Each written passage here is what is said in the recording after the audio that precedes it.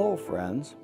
Thank you for joining my friend Emilio Alvarez and myself, Tom Thibodeau, for this mission moment at Viterbo University.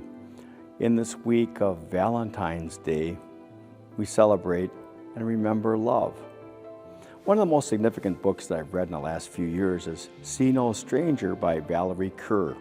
Valerie is a theologian, she's an attorney, she's a documentarian, she's a social activist. She's a Sikh, and after 9/11, one of her uncles was killed at a gas station in Phoenix for just being a Sikh. And she thought, how could anyone possibly do this? And she began on her journey of documenting all these acts of violence. But in the midst of the violence, she found these incredible acts of love. And so she's written this book, See No Stranger, when she talks about the revolutionary power of love. And she says this: the revolutionary power of love is a labor of love. And she likens it to giving birth, a feminist intervention, she says. How important it is to labor and work for love. Work is the effort that you and I make each and every day to make the world a better place. But when united for love, it is powerful. The Great Commandment says, love your neighbor as you love yourself. So the first act of love is self-love. In working with younger people, we constantly have to remind them what's good about themselves because they are such harsh critics.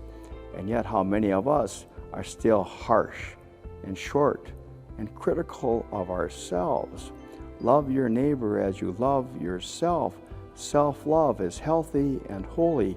I cannot give what I do not have. The most difficult form of love is forgiveness, particularly forgiving our enemies, forgiving those people who have hurt us, for those people who have intentionally gone out of their way to cause us harm. Where Valerie finds a tremendous amount of growth is the moment that she was able to talk to the killer of her uncle who apologized. And although she wasn't able to forgive him, her cousin was able to forgive on behalf of his father when the man said, well, when I get to heaven, I hope to tell your uncle how sorry I am. And her cousin said, my father has already forgiven you. It is hard work to forgive our enemies and our opponents.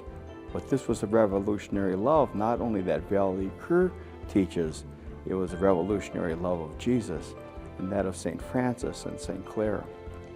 And finally, our love for others, our fraternal love, the love that we have for each other in community, to show each other acts of kindness and tenderness and thoughtfulness, the love that comes with sacrifice and small notes of appreciation, or maybe something as simple as a phone call or an email that says, I've been thinking about you.